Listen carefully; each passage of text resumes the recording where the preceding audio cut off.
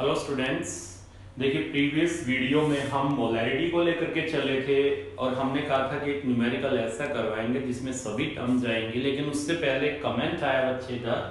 वो बच्चा कंफ्यूज था कि सर आपने ये लिखा था number of mole is equal to molarity into volume in litre is equal to weight in gram divided by molecular mass. सही है। फिर वो कहता है सर जो ये लिखा number of millimoles is equal to molarity into volume in millilitre, ये भी सही है, पर यहां पर आपने कहा कि हमने वेट को मिलीग्राम में ले लिया, तो यहां नीचे हमने क्या किया, ये यूनिट तो नहीं कट पाएंगे क्योंकि ये तो ग्राम पर मोल में। देखिए बच्चे, देखिए कुछ चीजें ऐसी होती है कि आप खुद भी समझ सकते हैं, आप कंसेप्ट को गलत लेकर के ना चलें। देख जैसे आप ये लिखते हैं weight in gram divided by molecular mass, समझना इसको। मैंने क्या कहा weight in gram, am right, तो ये आ गया वेट इन ग्राम, जो भी वेट हो। सपोज आपके पास x ग्राम है और ये है मॉलिक्यूलर मास, तो मॉलिक्यूलर मास सपोज आपके पास है y ग्राम पर मोल, ये हम लिखेंगे y ग्राम पर मोल। तो ये क्या आ जाएगा आपके पास, ये आ गया x बाई y मोल, ग्राम से ग्राम कैंसिल हो जाएगा, एम राइट। तो अब सीधी सी बात आप ये मान ले कि यहां पर ये आपके पास क्या है नंबर ऑफ मोल्स, या तो ये मान लें ये नंबर ऑफ मोल्स है, और नंबर ऑफ मोल्स को अगर मैं 1000 से मल्टीप्लाई कर दूंगा तो मिलीमोल नहीं बन जाएंगे, मिलीमोल बन जाएंगे ना। अगर ये आपके पास क्या जो मैंने सर्कल किया है weight in gram divided by molecular mass, ये मोल आ गए और इसको मैंने 10⁻³ से मल्टीप्लाई कर दिया तो क्या बन गए मिलीमोल्स। एक मोल में कितने मिलीमोल होते हैं, एक मोल में 1000 मिलीमोल होते हैं। या ये समझ ले इस चीज को, मैंने ये कहा था कि इसको हम मिलीग्राम में लें, तो देखिए अगर आपने ये किया वेट इन ग्राम, राइट, ये कर दिया मैंने वेट को मिलीग्राम में, तो यहां पर जो मॉलिक्यूलर मास आपके पास है ये भी क्या था आपके पास, ये किसमें था, ये था आपके पास यूनिट। देखिए इसकी मैं यूनिट लिख के चलता हूं, ये आपके पास अब किसमें हो गया 10⁻³ करते, ये हो गया मिलीग्राम में, राइट। अब ये मॉलिक्यूलर मास आपके पास जो आप कह रहे हैं सर ये तो ग्राम पर मोल था, अगर मैं इसको भी यहां पे ग्राम पर मोल को मिलीग्राम डिवाइड बाय मिलीमोल कर दूं तो कोई प्रॉब्लम हो जाएगी, समझिए इस बात को। ये आपके पास मॉलिक्यूलर मास है ग्राम पर मोल, सपोज आपके पास सोडियम हाइड्रोक्साइड है और उसका मॉलिक्यूलर मास है 40 ग्राम पर मोल, एम राइट।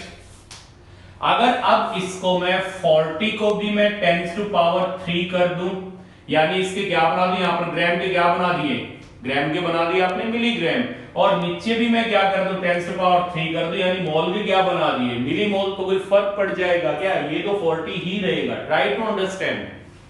तो इसलिए मैंने सारा ये ना बता करके कि आप समझ जाएंगे, मैंने सीधा ये कह दिया था कि इसको मिलीग्राम में ले लो, इसको मिलीग्राम में लेंगे, तो बच्चा कंफ्यूज यहां हो गया कि सर ये मिलीग्राम में ये ग्राम पर मोल में, तो यूनिट कटेंगी कैसे। ऐसा नहीं है बच्चे, ये मिलीग्राम अगर आप करेंगे तो मॉलिक्यूलर मास जो आपके पास होगा वो भी क्या करेंगे मिलीग्राम पर मिलीमोल हो जाएगा, गेटिंग माय पॉइंट।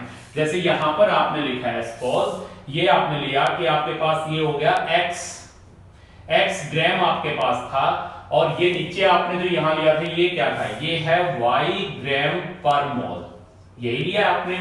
अब इसमें आपको करना क्या है कि यहां पर जो ये है x ग्राम, इसके मिलीग्राम बनाओ तो क्या बन गया x × 10⁻³ मिलीग्राम, राइट।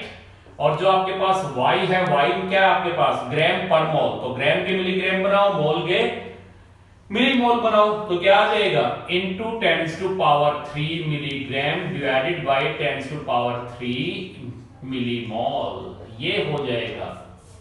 और अब देखिए अगर आप इसको कट करते, ये तो यही कट हो गया, ये क्या आ गया मिलीग्राम पर मिलीमोल, और मिलीग्राम से मिलीग्राम कैंसिल हो गया, तो आप देखिए x by y into 10⁻³ millimole नहीं आ जाएगा, इसको आप क्या लिख देंगे, इसको आप लिख देंगे x by y into 10⁻³ millimole, millimole ये आप लिख देंगे इसको। यही तो मैंने कहा था यहां पर, यही तो कहा था, या सीधी सी बात है, अगर कंफ्यूज हो रहे तो ये मान ले आपने weight in gram divided by molecular mass क्या लिया है आपने नंबर ऑफ मोल, तो इंटू 10⁻³ क्या बन गए मिलीमोल, और अगर आप ये कह रहे हैं कि इसके हमने मिलीग्राम बना दिए, तो मॉलिक्यूलर मास किसमें था आपका? मॉलिक्यूलर मास था ग्राम पर मोल में, तो इसकी यूनिट भी क्या कर ले? मिलीग्राम पर मिलीमोल। तो जो ग्राम है इसके मिलीग्राम और मोल को मिलीमोल में लेने तो कोई दिक्कत हो जाएगी, वही आएगा। ये जितना y है y की वैल्यू वही आएगी, क्योंकि आपने ग्राम को मिलीग्राम बनाया, मोल को मिलीमोल बनाया, तो y एज इट इज आएगा, इसमें कोई फर्क नहीं पड़ेगा। क्लियर? या सिंपली ये मान लो ये आपके पास नंबर ऑफ मोल्स और ये क्या बन गए? मिलीमोल्स। तो इसमें कंफ्यूज ना हो। आप देखिए न्यूमेरिकल लेकर के चलते हैं, नोट करिए सभी। न्यूमेरिकल है, चलो ये हम लेके चलते हैं। You are having a 20% aqueous ethanol solution. You are having 20% aqueous ethanol solution by volume, and the density of the solution is equal to 0.96 gram per ml. ये आपके पास स्टेटमेंट है। You are having a 20% aqueous ethanol solution by volume. The density of the solution is 0.96 gram per ml. आपको इसमें calculate क्या क्या करना है, लिखते जाइए। फर्स्ट आप इसमें क्या कैलकुलेट करेंगे? फर्स्ट आप करेंगे percentage by mass of solvent, percentage by mass of solvent. Second आप इसमें करेंगे ppm by mass, ppm bye mass of solution. Third आप इसमें कैलकुलेट करेंगे स्ट्रेंथ। फोर्थ आप कैलकुलेट करेंगे इसमें mole fraction of ethanol. Fifth आप इसमें कैलकुलेट करेंगे mass fraction of water. Sixth आप इसमें कैलकुलेट करेंगे मोलैलिटी, और सेवेंथ आप इसमें कैलकुलेट करेंगे मोलैलिटी।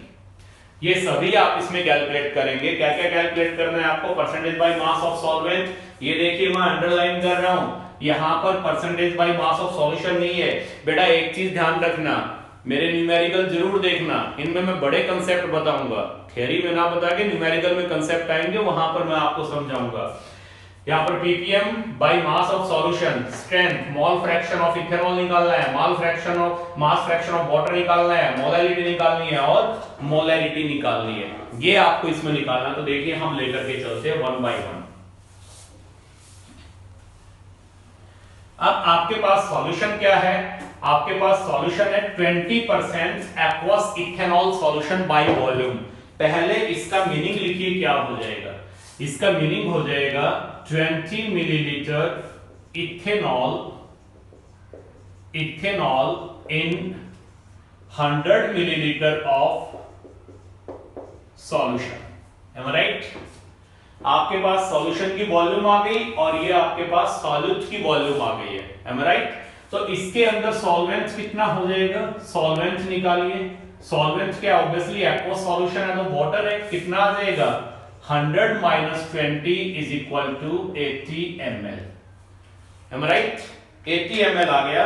और अब आपको ये भी पता है कि 80 ml आपके पास आ गया। वाटर की डेंसिटी हम क्या लेंगे? 1 ग्राम पर ml, 1 ग्राम पर ml। तो यहां पर आप क्या निकाल सकते हैं? आप निकाल सकते हैं वेट ऑफ सॉल्वेंट, और वेट ऑफ सॉल्वेंट को मैं क्या लेके चलता हूं? W1। तो W1 कितना आ गया आपके पास? आपके पास ये वॉल्यूम है और ये डेंसिटी है सॉल्यूशन की, तो D is equal to m/v आप अप्लाई करिए, और D is equal to m/v। और आपको क्या निकालना है? आपको निकालना है यहां पर m, तो D इंटू v। डेंसिटी कितनी हो गई? 1 ग्राम पर ml इंटू वॉल्यूम कितनी है? 80 ml। ml से ml कैंसिल, कितना आ गया? 80 ग्राम। ये क्या आ गया आपके पास? Weight of the solvent, right? अब देखिए यहां पर सॉल्यूशन की वॉल्यूम गिवन है और सॉल्यूशन की डेंसिटी आपको दे रखी है 0.96 ग्राम पर ml। तो वहां से हम क्या निकाल लेंगे? हम निकाल लेंगे W1 + W2, that is wait of the solution. Solution का वेट क्या हो जाएगा, डेंसिटी ऑफ द सॉल्यूशन कितनी है 0.96 ग्राम पर ml इनटू वॉल्यूम कितनी है 100 ml। तो कितना आ गया आपके पास सॉल्व करेंगे तो 96 ग्राम। ये किसका मास आ गया, ये सॉल्यूशन का मास आ गया, मास ऑफ सॉल्यूशन।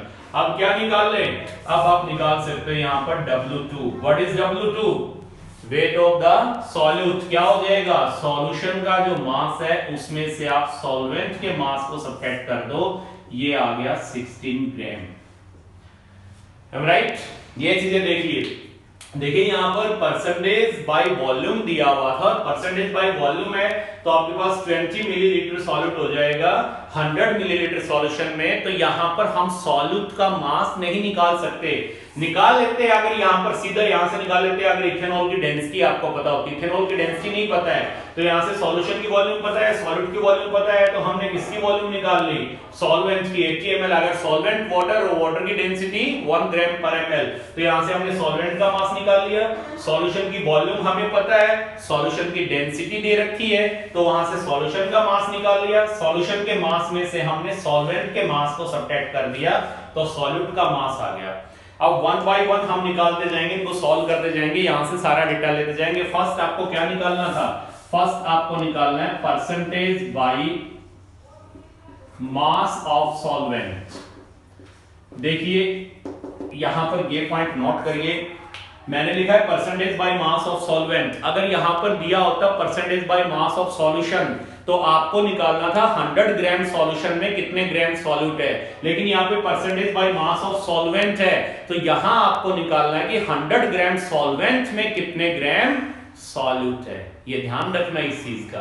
तो यहां पर देखिए आपको क्या निकालना है, percentage by mass of solvent क्या आ जाएगा, यहां आपको निकालना है 100 ग्राम सॉल्वेंट में कितने ग्राम सॉल्यूट है, तो क्या आ जाएगा W2 by W1 into 100।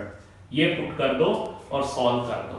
और अगर यही percentage by mass of solution दिया होता, percentage by mass of solvent की जगह सॉल्यूशन होता तो क्या लग जाता आपका formula, W2 divided by W1 plus W2 into 100। यहां हम 100 ग्राम सॉल्यूशन के अंदर सॉल्यूट निकालते कितने ग्राम है, पर्टिकुलर ध्यान रखना। सॉल्व तो कर ही लेंगे, W2 मैंने यहां पे लिखा हुआ है कितना है आपके पास 16 और W1 कितना है 80। इसको सॉल्व कर ले रहे हैं, percentage by mass of solvent आ जाएगा। सेकंड आपको क्या निकालना था, सेकंड आपको निकालना है ppm bye mass of solution, ppm bye mass of solution. अब इसके लिए हमने बताया था ppm bye mass of solution का क्या मतलब है कि 10⁻⁶ ग्राम ऑफ सॉल्यूशन में कितने ग्राम सॉलिड प्रेजेंट है। तो सिंपल सा क्या हो जाएगा, यहां पर ये निकाल लेंगे तो ये आ जाएगा आपके पास W2 divided by W1 plus W2 into 10⁻⁶। Solve कर दो इसे, और इसे सॉल्व करेंगे तो यहां पर आपके पास W2 आपको पता है, यहां से उठा लो 16 ग्राम, W1 plus W2 कितना है 96 ग्राम into 10⁻⁶। तो ये आ जाएगी ppm by mass of solution, यानी 10⁻⁶ ग्राम ऑफ सॉल्यूशन में कितने ग्राम सॉल्यूट प्रेजेंट है। क्लियर। थर्ड देखिए, थर्ड आपको क्या निकालनी है इसके अंदर, थर्ड आपको निकालनी थी स्ट्रेंथ, स्ट्रेंथ निकालनी है। स्ट्रेंथ क्या होती है आपके पास, स्ट्रेंथ में आप निकालते हैं कि 1 लीटर सॉल्यूशन के अंदर कितने ग्राम सॉल्यूट प्रेजेंट है, यही निकालते हैं वेट ऑफ सॉल्यूट इन ग्राम। यानी यहां पर क्या लिख दें W2 divide by volume of solution in litre, यही निकालते हैं।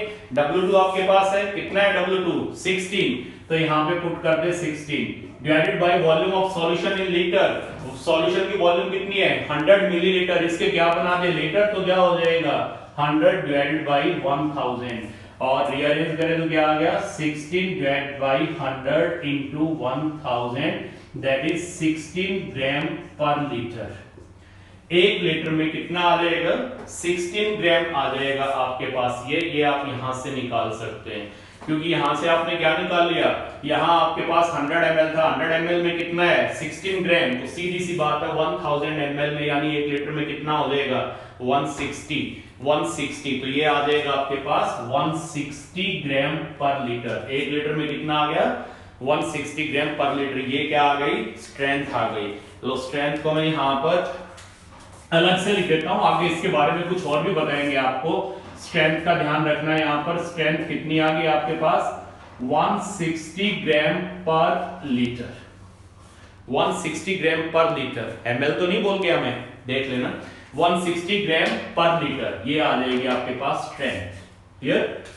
अब नेक्स्ट आपको इसमें क्या निकालना है, नेक्स्ट आपको इसके अंदर निकालना है मोल फ्रैक्शन ऑफ इथेनॉल, यही निकालना है ना, मोल फ्रैक्शन ऑफ इथेनॉल। अब इथेनॉल का मोल फ्रैक्शन निकालना है, तो इथेनॉल यहां पर क्या है आपके पास, आपको निकालना है मोल फ्रैक्शन ऑफ इथेनॉल। तो इथेनॉल का मोल फ्रैक्शन आपको निकालना है, तो इथेनॉल यहां पर सॉल्यूट है तो यहां पर 2 लिख दूं मैं, तो आपको निकालना है N2 divided by N1 plus N2, ये आपको चाहिए। अब N2 आपके पास क्या आ जाएगा, N2 आपके पास N2 will be equal to W2 divided by M2। N2 direct नहीं दिया हुआ तो हम नंबर ऑफ मोल्स निकाल लेंगे सॉल्यूट के, किससे निकालेंगे, weight of solute in gram divided bye it's molecular mass, और वेट ऑफ सॉल्यूट कितना है 16, तो यहां पर आप पुट कर सकते हैं 16 divided by molecular mass, molecular mass of ethanol आप निकालिए कितना आ जाएगा 24 16 46, तो ये आ गया आपके पास 46, ये N2 आ गए। अब निकालिए N1, N1 क्या है यहाँ पे, number of moles of solvent, और सॉल्वेंट क्या है आपके पास वाटर, तो ये कैसे निकल जाएगा, weight of solvent in gram divide by it's molecular mass, तो वेट ऑफ सॉल्वेंट कितना दिया हुआ है यहाँ पर 80, तो ये आ गया आपके पास 80 divided by molecular mass of solvent that is water, कितना आ जाएगा आपके पास 80, तो ये N2 आ गए, N1 आ गए, इनमें वैल्यू पुट करिए और ये निकाल दीजिए mole fraction of ethanol. Clear? Next में आपको निकालना है mass fraction of water, water का मास फ्रैक्शन निकालना है, तो जिस भी कंपोनेंट का मास फ्रैक्शन निकालना हो, यहां पर वाटर क्या है आपके पास, वाटर आपके पास है यहां पर सॉल्वेंट, तो जिस भी कंपोनेंट का मास फ्रैक्शन निकालना हो उसका मास ले लो और डिवाइड कर दो टोटल मास से, तो यहां पर कितना मास है वाटर का मास है 80 और टोटल मास कितना है 96, सॉल्व कर दो, ये आ जाएगा mass fraction of water. Next आपको क्या निकालना है, नेक्स्ट आपको इसमें निकालनी है मोलैलिटी, मोलैलिटी। अब मोलैलिटी के लिए फार्मूला अगर हम लिखे तो क्या था आपके पास, molality, molality is equal to क्या निकालते थे आप, नंबर ऑफ मोल्स निकालते थे आप सॉल्यूट के, किसके अंदर, आप निकालते थे ये 1 किलोग्राम सॉल्वेंट के अंदर, यही थी ना molality, molality was number of moles of solute present in 1 kilogram of the solvent. तो देखिए यहां पर N2 कितना हो जाएगा, N2 आप निकालेंगे तो क्या आएगा W2 by M2, और W2 कितना है आपके पास 16 और डिवाइड बाय 46, यही हो जाएगा। यहां पर W2 क्या है, वेट ऑफ सॉल्यूट कितना है आपके पास 16 ग्राम है, और सॉल्यूट का मॉलिक्यूलर मास यानी इथेनॉल का मॉलिक्यूलर मास क्या है 46, और W1 क्या है आपके पास, वेट ऑफ सॉल्वेंट कितना है, सॉल्वेंट का वेट 80, लेकिन ये 80 ग्राम में इसको क्या करना पड़ेगा, किलोग्राम में कन्वर्ट करना पड़ेगा, रीअरेंज करेंगे तो क्या आ जाएगा 16 divide by 46 into 1000 divided by 80, इसको सॉल्व कर दो, ये क्या आ जाएगी मोलैलिटी, हो गया। अब देखिए मोलैलिटी, मोलैलिटी में आपको क्या चाहिए, मोलैलिटी आप निकालते हैं तो मोलैलिटी में आपको क्या चाहिए, मोलैलिटी में आपको चाहिए है number of moles of solute divide by volume of solution in litre. Number of moles of solute कहां से निकाल लेंगे, आपके पास क्या है सॉल्यूट का वेट है और उसका मॉलिक्यूलर मास है, तो सॉल्यूट का वेट कितना दिया हुआ है 16, मॉलिक्यूलर मास कितना है 46, और volume of solution in litre, solution कितने, वॉल्यूम कितनी दे रखी है सॉल्यूशन की 100 ml, लेकिन आपको किसमें चाहिए लीटर में, तो ये क्या आ जाएगा 100 डिवाइडेड बाय 1000, रीअरेंज करिए इसको, क्या आ जाएगा 16 divided by 46 into 1000 divided by 1000 divided by 100, कितना आ गया आपके पास ये 160 डिवाइडेड बाय 46 मोल पर लीटर, है राइट।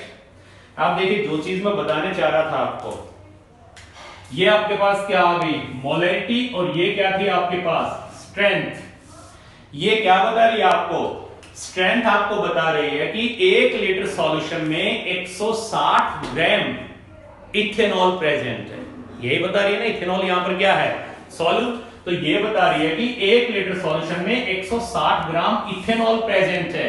अब इथेनॉल का मॉलिक्यूलर मास क्या होता है 46। तो देखिए अगर आपके पास हम एक अलग से न्यूमेरिकल दे दूं, अलग से न्यूमेरिकल आपको बोल दूं, calculate the number of moles of ethanol, calculate the number of moles of ethanol in 160 gram of ethanol. तो आप कैसे निकालेंगे number of moles? Number of moles of ethanol क्या हो जाएंगे? Weight of ethanol in gram, given weight जो भी divide by it's molecular mass. तो अब आपको पता है वेट कितना दिया हुआ है 160 ग्राम, और इसका मॉलिक्यूलर मास क्या आ जाएगा 46 ग्राम पर मोल। तो ये कितने आ गए 160 डिवाइडेड बाय 46 मोल, इतने मोल आ जाएंगे। राइट? अब देखिए ध्यान से, यहां आपने क्या निकाल दिया, ये 1 लीटर सॉल्यूशन में 160 ग्राम आपके पास इथेनॉल है, या मैं ये कह दूं कि 1 लीटर में आपके पास इतने नंबर ऑफ मोल्स है। तो ध्यान से देखिए यहां पर स्ट्रेंथ को अगर आप डिवाइड कर दे मॉलिक्यूलर मास से तो क्या निकल जाएगी मोलैरिटी। फार्मूला भी मैंने आपको बताया था, फार्मूला भी मैंने आपको बताया था कि मोलैरिटी इज इक्वल टू क्या है कि आपके पास molarity is equal to strength upon molecular mass. तो देखिए स्ट्रेंथ क्या है 160 ग्राम पर लीटर, 160 को डिवाइड कर दिया मैंने 46 से, 46 यहां पर क्या है 46 है यहां पर सॉल्यूट का मॉलिक्यूलर मास। तो यहां से आप सीधा भी निकाल सकते हैं, समझिए इस चीज को। ये क्या बता रही है आपको कि 1 लीटर सॉल्यूशन में 160 ग्राम आपके पास क्या है इथेनॉल, और यहां आपने 160 को डिवाइड कर दिया 46 से, यानी 160 ग्राम इथेनॉल के आपने क्या बना लिए नंबर ऑफ मोल्स। तो ये चीज क्या बता रही है कि 1 लीटर सॉल्यूशन में इतने नंबर ऑफ मोल्स है इथेनॉल के, और ये क्या बता रही है 1 लीटर सॉल्यूशन में इतने ग्राम है इथेनॉल। तो 1 लीटर सॉल्यूशन में अगर आप सॉल्यूट का मास निकालते हैं ग्राम में तो वो स्ट्रेंथ, और 1 लीटर सॉल्यूशन में अगर उसके नंबर ऑफ मोल्स निकालते हैं तो वो क्या आ जाएगी मोलैरिटी। तो ये आपको बताया कि स्ट्रेंथ और मोलैरिटी, देखिए ध्यान से, स्ट्रेंथ में हमें ये पता लग गया कि 1 लीटर सॉल्यूशन में कितने ग्राम सॉल्यूट है, तो उस सॉल्यूट के मॉलिक्यूलर मास से डिवाइड कर दो उसको, तो क्या बन जाएंगे उसके नंबर ऑफ मोल्स, तो वो क्या आ जाएगी मोलैरिटी। तो ये सारे टर्म्स एक न्यूमेरिकल के अंदर आपको कैलकुलेट करके हमने बता दिया। अब हम लेकर के चलते हैं डाइल्यूशन लॉ। ये करने से पहले एक सिंपल सी चीज ये देखिए कि मानिए आपके पास एक बीकर है, इस बीकर में आपने क्या किया कि आपने इसके अंदर 100 ml वाटर लिया। बीकर में आपने क्या किया कि इसके अंदर आपने 100 ml वाटर लिया, ठीक है, और इसके अंदर आपने क्या किया शुगर डिसॉल्व कर दी, इसके अंदर आपने शुगर डिसॉल्व कर दी, और शुगर आपने डिसॉल्व कर दी सपोज 3.42 ग्राम, 3.42 ग्राम इसमें शुगर डिसॉल्व कर, 100 ml वाटर है आपके पास, इसमें 3.42 ग्राम आपने शुगर डिसॉल्व कर दी, एक सॉल्यूशन बन गया आपके पास, सही है। अब अगर इस सॉल्यूशन को हम डाइल्यूट करें तो डाइल्यूट कैसे करेंगे, इसमें और सॉल्वेंट डाल दें, यहां सॉल्वेंट वाटर है तो इसमें और वाटर ऐड कर दें, डाइल्यूट हो जाएगा। तो डाइल्यूट करने के लिए इसमें क्या डाल दें हम, और इसके अंदर हम वाटर डाल दें, सही है। अब एक चीज बताइए मुझे, सिंपल सी चीज ये देखिए, आपने 100 ml पानी लेकर के इसमें 3.42 ग्राम शुगर डिसॉल्व कर दिया और एक सॉल्यूशन बना लिया। इस सॉल्यूशन को आप डाइल्यूट करना चाहते हैं तो डाइल्यूट करना चाहेंगे इसमें क्या मिला देंगे आप, वाटर ऐड कर देंगे।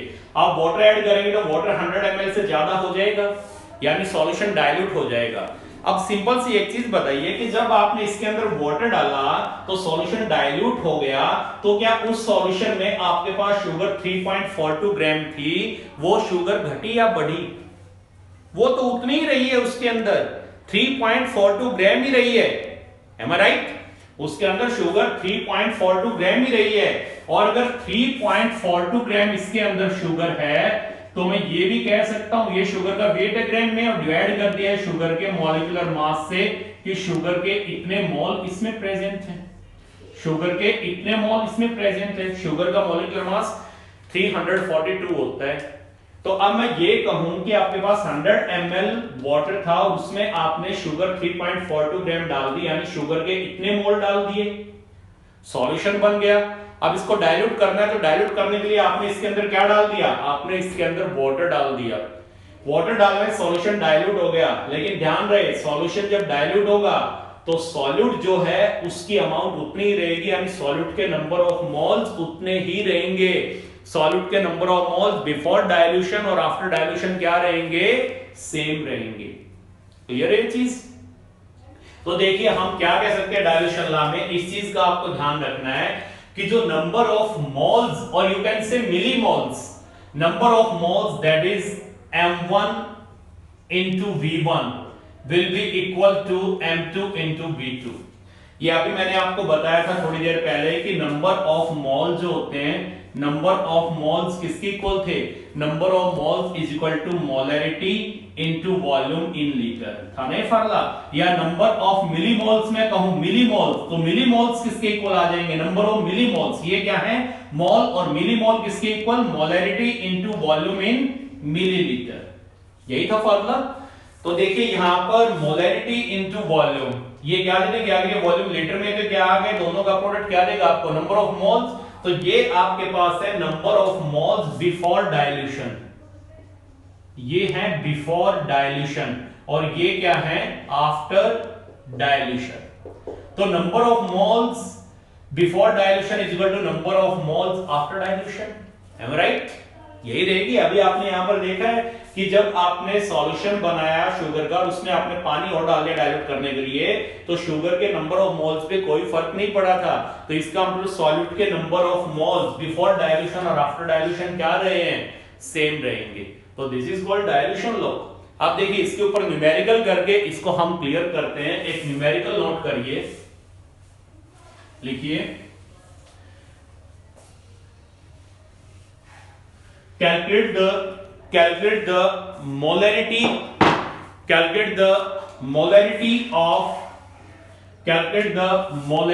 of 0.2 molar 100 ml H2SO4 solution if 50 ml water is added to it. Calculate the molarity of 0.2 molar 100 ml H2SO4 solution if 50 ml water is added to it।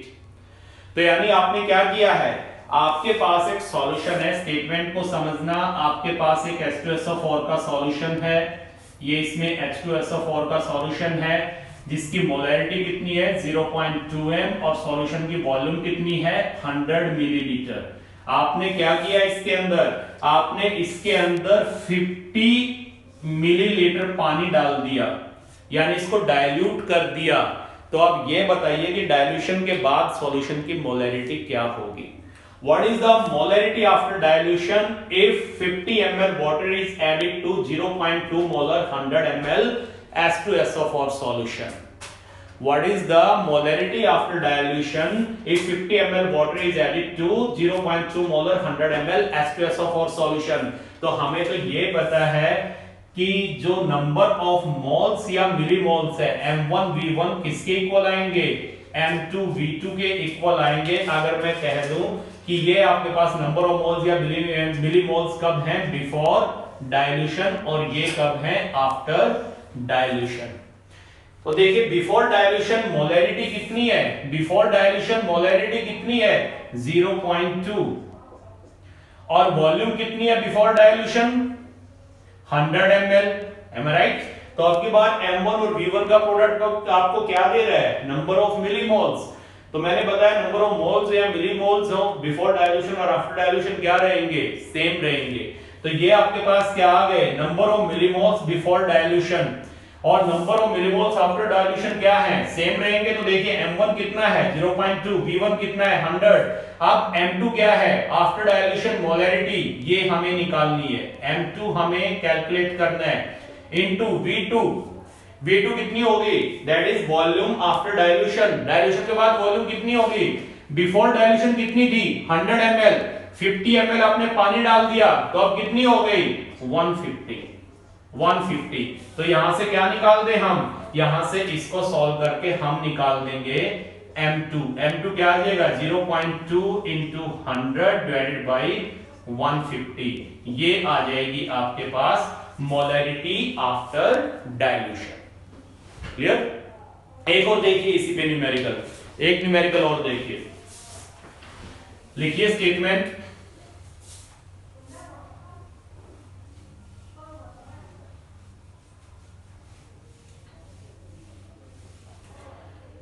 what is the molarity after dilution? What is the molarity after dilution if 0.5 molar 100 ml 0.5 molar 100 ml solution of H2SO4 is diluted by adding water,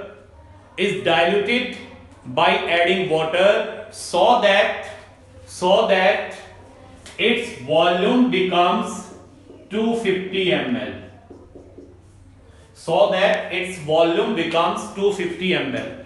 What is the molarity after dilution if 0.5 molar 100 ml H2SO4 solution is diluted by adding water so that its volume becomes 250 ml? तो ये देखिए वही क्या लेके चलेंगे, number of moles और millimoles before dilution will be equal to number of moles और millimoles after dilution. तो ये क्या आ गए बिफोर डाइल्यूशन, ये क्या आ गए आफ्टर डाइल्यूशन। क्लियर। तो अब देखिए बिफोर डाइल्यूशन मोलैरिटी कितनी है 0.5, वॉल्यूम कितनी है 100, M2 हमें कैलकुलेट करना है, V2 कितना होगा, V2 पहले वाले केस में आपने V2 निकालने के लिए क्या किया था 100 प्लस 50, यहां पर हम 100 प्लस 250 नहीं करेंगे। Try to understand the statement. वहां पर हमने क्या कहा था, देखिए दोनों स्टेटमेंट में क्या फर्क है। वहां पर हमने ये कहा था कि आपके पास ये 100 ml सॉल्यूशन है 0.2 मोलर और इसमें 50 ml वाटर ऐड कर दिया। और यहां पर मैं क्या कह रहा हूं, यहां पर स्टेटमेंट ये है, ध्यान से देखिए आप, कि आपके पास एक H2SO4 सॉल्यूशन है 0.5 मोलर 100 ml, इसके अंदर मैंने पानी डाल दिया और पानी कब तक डाल दिया, जब तक कि इसकी वॉल्यूम 100 से कितनी ना हो जाए 250 ml। तो यहां पानी 150 ml डाला है, वो मैंने बताया नहीं, सिर्फ ये बता दिया कि पानी डाल दिया, वॉल्यूम कितनी कर दी 250 ml। तो ये इस टाइप से आ जाए तो थोड़ा स्टेटमेंट को ध्यान से पकड़ना। तो यहां पर क्या आ गया आपके पास V2 आ गया आपके पास 250 और M2 के लिए इसको आप सॉल्व कर दो 0.5 इंटू 100 डिवाइडेड बाई 250, ये आ जाएगा। तो ये क्या आ जाएगी molarity after dilution. Clear. Next देखिए, अब एक और बोलते हैं, देखिए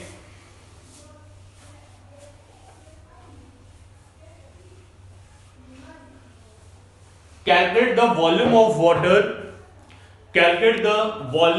water which must be added, calculate the volume of water, volume निकालनी है वाटर की, which must be added to 0.2 molar 100 ml 0.2 molar 100 ml H2SO4 solution so that its molarity becomes 0.02 molar, so that its molarity becomes 0.02 molar। Statement सुनिए ध्यान से। Calculate the volume of water which must be added, किसमें डालनी है, must be added to 0.2 molar 100 ml H2SO4 solution so that its molarity becomes 0.02 molar। सही है। तो ये देखिए इसके अंदर स्टेटमेंट ये कह रही है कि आपके पास एक सॉल्यूशन है और ये सॉल्यूशन आपके पास किसका है H2SO4 का, जिसकी मोलैरिटी है 0.2 मोलर और ये सॉल्यूशन है 100 ml।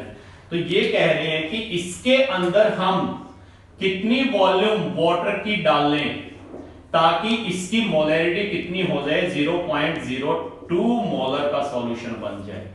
इसकी मोलैरिटी 0.02 हो जाए तो कितना वाटर डालें। तो देखिए एक चीज तो तय है कि आपको पता है वॉल्यूम बढ़ाएंगे तो मोलैरिटी घटेगी और वॉल्यूम अगर घटती है तो मोलैरिटी बढ़ती है, यही हो जाएगा ना। क्योंकि आपने देखा था मोलैरिटी और वॉल्यूम इनवर्सली है, तो वॉल्यूम बढ़ाएंगे तो मोलैरिटी घटेगी। तो अब इसमें कितना वाटर डाले, वही डाइल्यूशन लॉ इसके ऊपर हम लगाएंगे। डाइल्यूशन लॉ लगाएं तो क्या आ जाएगा आपके पास, डाइल्यूशन लॉ लगाएंगे तो number of moles or millimoles before dilution will be equal to number of moles or millimoles after dilution। ये क्या है before dilution और ये क्या है after dilution। तो देखिए यहां पर before dilution मोलैरिटी कितनी है 0.2 और वॉल्यूम कितनी है 100 ml। वॉल्यूम है आपके पास 100 ml और इस equal to after dilution molarity कितनी हो गई 0.02। तो आफ्टर डाइल्यूशन वॉल्यूम कितनी हो जाएगी, यहां से V2 निकाल लो। V2 के लिए इसको सॉल्व करें, V2 इक्वल टू क्या आ जाएगा आपके पास 0.2 into 100 divide by 0.02 is equal to क्या हो जाएगा आपके पास, अगर इसको हम सॉल्व करते हैं तो 2 into 100 into 100 divided by 2 into 10, देखना यही हो जाएगा। अगर इसको हम सॉल्व करें तो यही आ जाएगा 0.02, 100 यहां पुट कर दिया, 0.2 यहां टू लेके यहां 10 पुट कर दिया, तो ये आपके पास कितना, अगर इसको हम सॉल्व करें तो इसको अगर सॉल्व करें तो कितना आ गया 1000 ml। ये आ गया आपके पास, ये क्या आ गई volume after dilution, volume after dilution. लेकिन आपको क्या निकालना है, आपको तो ये निकालना था कि कितना वाटर ऐड करें। तो देखिए बिफोर डाइल्यूशन वॉल्यूम कितनी है 100 ml और आफ्टर डाइल्यूशन वॉल्यूम कितनी है 1000 ml। तो पानी कितना ऐड किया है आपने इसके अंदर, पहले 100 तो थी ही, अब 1000 हो गई, तो पानी कितना ऐड किया आपने 1000 minus 100 is equal to 900 millilitre water इतना ऐड किया है। यहां पर इसने ये नहीं पूछा कि what is the volume after dilution, इन्होंने पूछा है कि हम उसमें कितना पानी डालें ताकि मोलैरिटी 0.02 हो जाए। तो आंसर क्या आ जाएगा कि उसके अंदर हमें पानी कितना डालना पड़ेगा 900 ml डालना पड़ेगा। तो this is all about dilution law. एक और न्यूमेरिकल देखिए मैंने आपको बताया ना मोलैरिटी के जो कंसेप्ट हैं वो आपको एक जगह थ्योरेटिकल ना करवा के हम अलग अलग टाइप के न्यूमेरिकल्स दिखा करके वहां पर उसके कंसेप्ट क्लियर करते जाएंगे। तो न्यूमेरिकल्स वाली वीडियो मिस मत करना, ये सोचकर कि आप न्यूमेरिकल दिए हैं हम कर लेंगे, इनमें मैं कंसेप्ट डालता जाऊंगा। तो ये देखना, एक और न्यूमेरिकल लिखिए, calculate the molarity of A solution, calculate the molarity of A solution obtained by mixing 100 ml 0.2 molar H2SO4 solution with 100 ml 0.5 molar H2SO4 solution।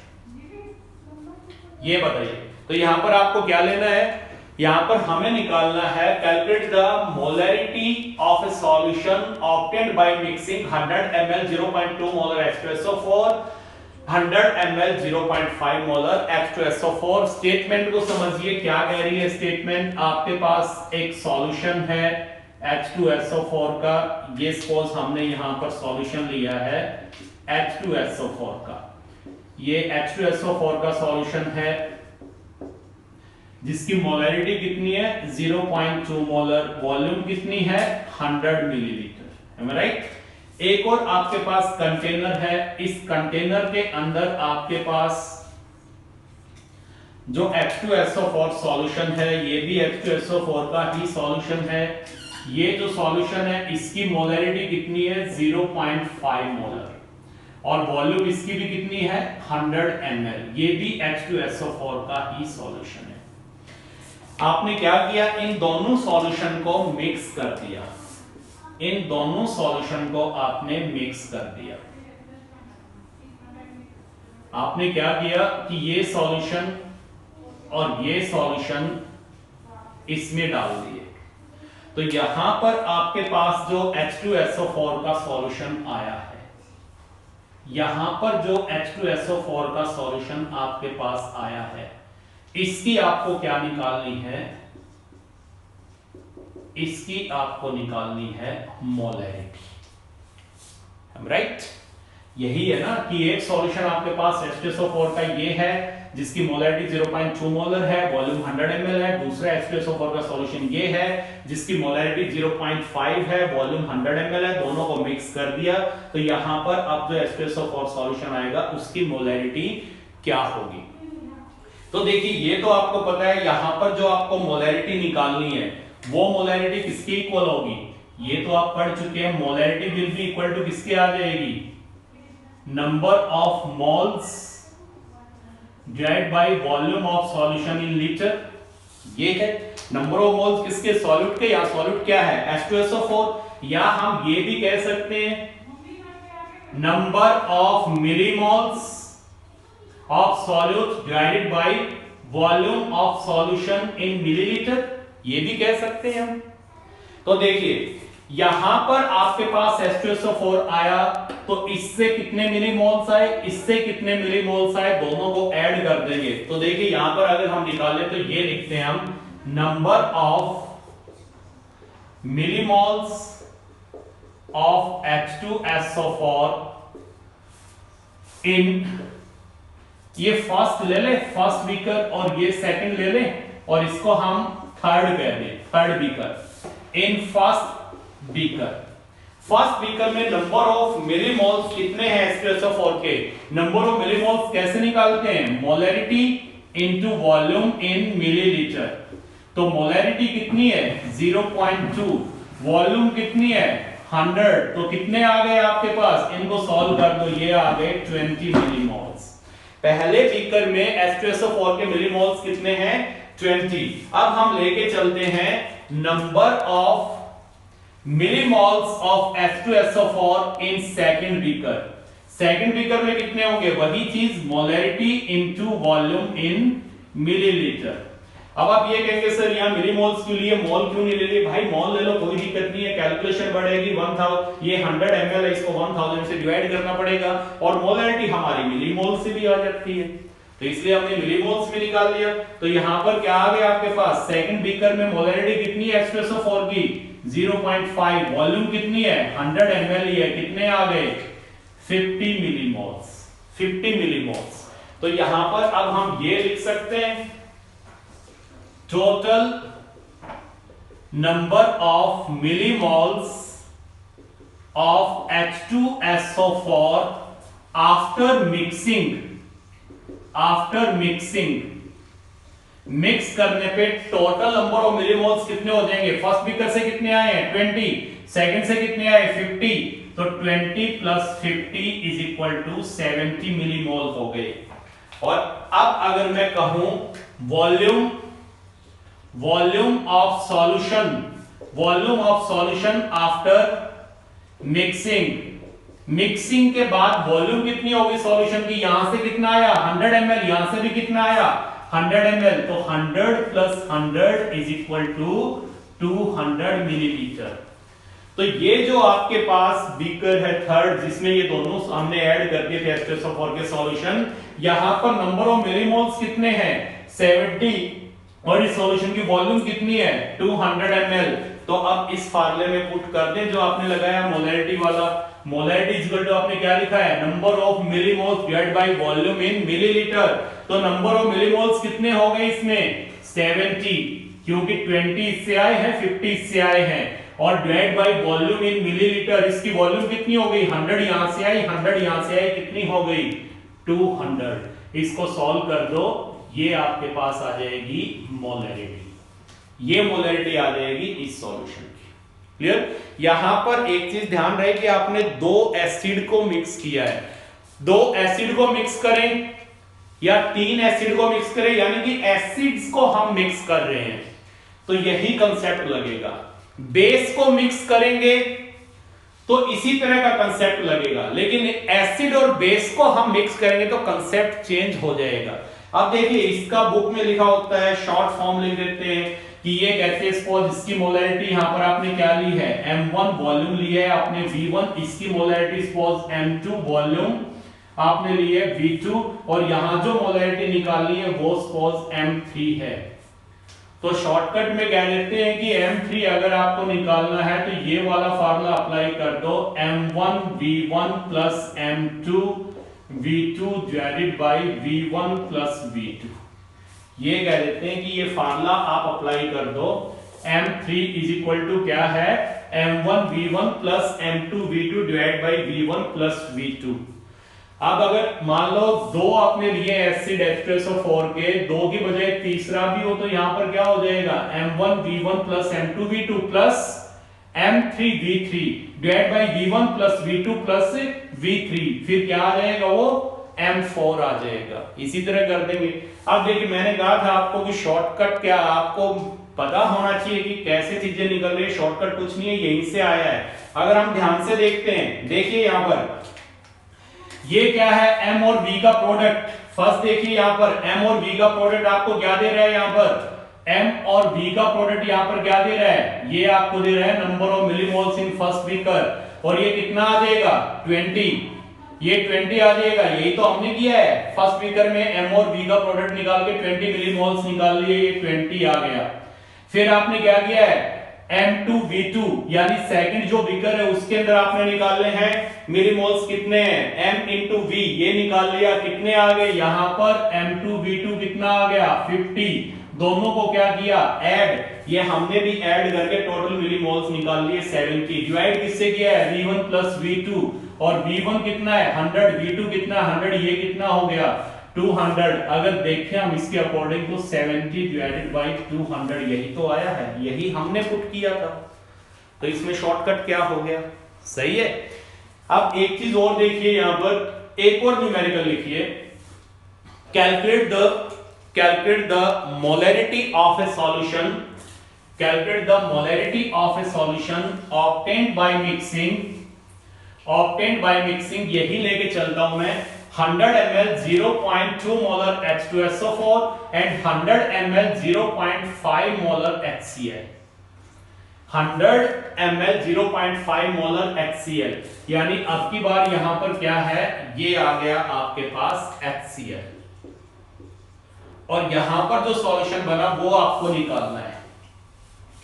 तो देखिए यहां पर आपके पास एसिड जो है, ये आपके पास डायबेसिक एसिड है, ये मोनोबेसिक एसिड है, यानी ये सॉल्यूशन में जाकर के इसका अगर 1 मोल H2SO4 का लेंगे तो 2 मोल H पॉजिटिव के देगा, इसका 1 मोल लेंगे HCl का तो 1 मोल ही आपको H पॉजिटिव का मिलेगा। तो देखिए जनरली तो क्या होता है कि जो अभी हमने मोलैरिटी निकाली थी, इनफैक्ट वो मोलैरिटी हम मोनोबेसिक एसिड के लिए निकालते हैं। डायबेसिक एसिड और ट्राइबेसिक एसिड और उन केसेस में हम जो मोलैरिटी निकालते हैं वो with respect to H positive निकालते हैं, with respect to H positive ion. अब देखिए इसमें H2SO4 के मिलीमोल्स आ गए, HCl के भी आ गए, तो यहां पर नंबर ऑफ मिलीमोल जो हम लिखेंगे वो हम H2SO4 HCl के लिखेंगे, तो जो मोलैरिटी आएगी वो विद रिस्पेक्ट टू हम किसके कहेंगे। तो जनरली क्या होता है, देखिए अगर आपके पास स्ट्रॉन्ग एसिड है, मान लो H2SO4 है, तो ये सॉल्यूशन में आपको क्या देगा, डिसोसिएट होके completely 2H positive plus SO4 2 negative. तो अगर इसकी मोलैरिटी यहां पर मैं कह दूं इसका 1 मोल है 1 लीटर में, मोलैरिटी 1m है, तो H पॉजिटिव कितने मिलेंगे 2m, और सल्फेट कितने मिलेंगे 1m। इनका स्टोइचियोमेट्रिक कोएफिशिएंट पकड़ लो, तो इसके आगे कुछ भी नहीं है, इसका मतलब 1 है, यहां 2 है, यहां 1 है। तो अगर H2SO4 का 1 मोल होगा तो डिसोसिएट होकर के H पॉजिटिव के कितने देगा 2, और सल्फेट के कितने देगा 1। और आपको पता है कि एसिड का एसिड बिहेवियर किसकी वजह से होता है, H पॉजिटिव आयन की वजह से। तो इस केस में जब हम मोलैरिटी निकालेंगे तो हम निकालेंगे, ध्यान रहे, with respect to H positive ion, with respect to H positive ion निकालेंगे, number of millimoles of H positive ion लेके चलेंगे हम, ये ध्यान रखना। पहले वाले केस में भी राइट वे तो यही है कि हम with respect to H positive ion निकालें, लेकिन H2SO4 के रिस्पेक्ट में हमने निकाल दी, वो हमने उसकी एनालिटिकल मोलैरिटी मान ली। एनालिटिकल मोलैरिटी और इक्विलिब्रियम मोलैरिटी क्या होती है, आपको नेक्स्ट वीडियो में बताएंगे हम न्यूमेरिकल लेकर के। तो यहां पर अगर हम सही तरीके में लेके चले तो हमें with respect to H positive निकालनी चाहिए, लेकिन हम यहाँ एनालिटिकल भी निकाल लेते हैं। लेकिन ऐसा केस आ जाए एक मोनो आ गया एक डाई आ गया, तो बेटर वे यही रहेगा कि हम यहां पर इक्विलिब्रियम मोलैरिटी यानी कि with respect to H positive निकालें। तो देखिए उसके लिए क्या करना है, आपको ये पता है यहां पर number of millimoles of H2SO4 कितने हैं, number of millimoles of H2SO4 कितने आ जाएंगे यहां आपके पास। नंबर ऑफ मिलीमोल कैसे निकालते हैं, molarity into volume in ml, कितने आ गए 20 मिलीमोल आ गए। अगर इसके 20 मिलीमोल्स हैं, अगर इसके 20 मिलीमोल्स हैं तो ये डिसोसिएट होकर के H पॉजिटिव के कितने देंगे 40 मिलीमोल्स, एम आई राइट। और सल्फेट के कितने देंगे 20 मिलीमोल्स, एम आई राइट। और HCl के मिलीमोल्स कितने आपके पास, molarity into volume in ml कितने आ गए 50। और HCl अगर डिसोसिएट होगा तो क्या देगा H positive plus Cl negative. इसके मिलीमोल कितने हैं, इसके हैं 50 मिलीमोल्स, 50 मिलीमोल्स। तो यहां H पॉजिटिव के कितने आएंगे 50 ही आएंगे और Cl नेगेटिव के भी 50 ही आएंगे। तो अब अगर हम देखते हैं दोनों को मिक्स कर दें तो देखिए H2SO4 से आने वाले मिलीमोल्स कितने हो जाएंगे H पॉजिटिव के 40, समझ रहे हैं ना। यहां पर H2SO4 के नंबर ऑफ मिलीमोल्स कितने आएंगे इस बीकर से, इसके मिलीमोल्स आएंगे 20, लेकिन हमें पता है कि इसका H2SO4 का 1 मिलीमोल डिसोसिएट होकर के 2 मिलीमोल H पॉजिटिव ले देता है, आप देख भी रहे हैं इस इक्वेशन में। तो अगर यहां पर H2SO4 के मिलीमोल 20 हैं तो H पॉजिटिव के कितने मिलेंगे 40। तो इस बीकर से आने वाले H पॉजिटिव के मिलीमोल कितने होंगे 40। और HCl डिसोसिएट होगा तो आप देख रहे हैं इसका स्टोइचियोमेट्रिक कोएफिशिएंट 1 है, इसका भी 1 है, इसका भी 1 है। तो इसका 1 मिलीमोल डिसोसिएट होगा तो इसका 1 मिलेगा। HCl के इस बीकर में मिलीमोल कितने हैं 50, molarity into volume in millilitre. तो इसके 50 मिलीमोल्स है तो डिसोसिएट होकर के H पॉजिटिव के कितने देंगे 50, है राइट। तो देखिए H पॉजिटिव के मिलीमोल इस बीकर से कितने आ गए H2SO4 वाले से 40, इस बीकर से कितने आ गए इसके अंदर 50। After mixing total number of millimoles of H positive कितने हो गए, after mixing total number of millimoles of H positive कितने हो गए 40 plus 50 is equal to 90 millimoles आ गए H पॉजिटिव के। और divide by total volume, mix करने पे टोटल वॉल्यूम कितनी हो गई 100 प्लस 100 दैट इज 200। तो अब की बार जो मोलैरिटी आएगी वो क्या आ गई 90 डिवाइडेड बाय 200, और ये किसके रिस्पेक्ट में आएगी with respect to H positive ion, with respect to H positive ion, H positive ion के रिस्पेक्ट में आ जाएगी। ये यहां पर हमने क्या निकाल दिया, यहां पर हमने अब निकाल दिया मोलैरिटी। मोलैरिटी में क्या निकाल दिया कि 1 मिलीलीटर सॉल्यूशन के अंदर H पॉजिटिव के नंबर ऑफ मिलीमोल्स कितने हैं।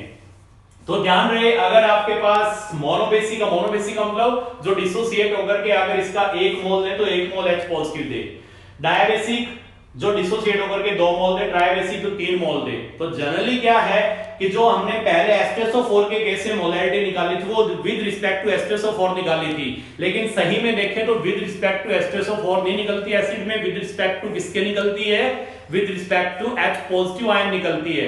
लेकिन विद रिस्पेक्ट टू H2SO4 का ऑप्शन दिया हो कि इसकी एनालिटिकल निकालनी है तो हम वो निकाल देंगे। और अगर आपको एक डायबेसिक और एक मोनोबेसिक इस तरह से दे दें तो हम बेस्ट वे ये रहेगा कि हम with respect to H positive निकालें, with respect to H positive निकालें। अब देखिए न्यूमेरिकल पूछने का तरीका होता है कि कैसे पूछा गया है। अब अगर बाय चांस यही न्यूमेरिकल आपको दे दें और ये कह दे आफ्टर मिक्सिंग मोलैरिटी बताइए with respect to H2SO4, after mixing with respect to H2SO4 बताइए। तो देखिए यहां से H2SO4 के मिलीमोल्स कितने आए हैं 20, यहां से कितने आए H2SO4 के एक भी नहीं। जब आपने मिक्स कर दिया तो इसमें H2SO4 के मिलीमोल्स हम कितने मान लेंगे 20 ही ले लेंगे क्योंकि यहां से 20 आए हैं। तो उसमें हम molarity with respect to H2SO4 निकालेंगे तो क्या हो जाएगा 20 divided by total volume that is 20 number of millimoles of H2SO4। जो कि इस बीकर से आए हैं, और डिवाइड बाई वॉल्यूम। वॉल्यूम कितनी हो जाएगी? वॉल्यूम तो 200 ही हो जाएगी, क्योंकि 100 यहां से और 100 यहां से आएगी। तो विद रिस्पेक्ट टू H2SO4 अगर हम निकालेंगे मिक्सिंग के बाद तो क्या आ जाएगी? 20 डिवाइड बाई 200। तो ये ध्यान से देखना है कि स्टेटमेंट में क्या है, स्टेटमेंट में क्या है।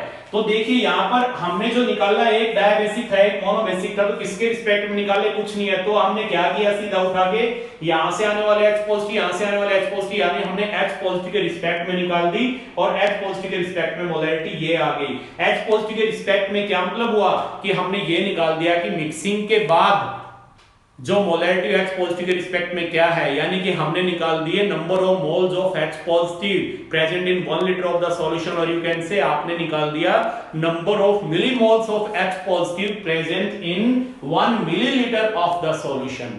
तो H पॉजिटिव के रिस्पेक्ट में निकाल दिया आपने। क्लियर? ये एसिड का केस है। इसी तरह हम लेकर के चलते हैं बेस का केस। देखिए अब हम बेस के लेके चलते हैं कि what is the molarity of A solution obtained by mixing 0.2 molar 50 ml sodium hydroxide and 0.5 molar 100 ml sodium hydroxide solution. आपके पास दो सॉल्यूशन है, एक सॉल्यूशन ये है सोडियम हाइड्रोक्साइड का, एक सॉल्यूशन ये है सोडियम हाइड्रोक्साइड का। इसकी मोलैरिटी 0.2 m है और ये सॉल्यूशन 50 ml है। इसकी मोलैरिटी 0.5 मोलर है और ये सॉल्यूशन 100 मिलीलीटर है। दोनों को मिक्स कर दिया तो यहां पर मोलैरिटी क्या होगी? जैसे आपने H2SO4 का केस निकाला था बिल्कुल उसी तरह निकल जाएगा। यहां पर पहले निकाल लें आप इसके अंदर नंबर ऑफ मिलीमोल्स कितने हैं। इसमें नंबर ऑफ मिलीमोल्स कितने हो जाएंगे? 0.2 into 50। ये क्या आ जाएंगे? नंबर ऑफ मिलीमोल्स कितने आ गए? 10। Number of millimoles of NaOH first beaker में 10 आ गए। इसमें नंबर ऑफ मिलीमोल्स निकालिए, कैसे निकल जाएंगे? Molarity into volume in ml। इसमें निकाल दिया आप, कितने आ गए? 50। यहां से आने वाले NaOH के नंबर ऑफ मिलीमोल्स कितने हैं? 10। इससे आने वाले कितने हैं? 50। दोनों को मिक्स कर दिया, टोटल नंबर ऑफ मिलीमोल्स कितने हो गए? 60 डिवाइडेड बाय टोटल वॉल्यूम। यहां से आने वाली 50, वहां से आने वाली 100, कितनी हो गई? 150। तो ये क्या निकल गई? इसकी मोलैरिटी M3 निकल गई, M3 निकल गई। या सीधा हम ये भी कह सकते हैं उसी तरह कि अगर बेस को हम मिक्स करते हैं M3 आपको निकालनी तो क्या हो जाएगा? M1 V1 plus M2 V2 divided by V1 plus V2। अब देखिए M1 कितना है आपके पास? 0.2 इंटू V1 कितना है आपके पास? 50 प्लस यहां पर M2 कितना है आपके पास? 0.5 इंटू यहां पर V2 कितना आपके पास? 100 divided by V1 plus V2 यानी 50 प्लस 150। ये कितना आ गया आपके पास?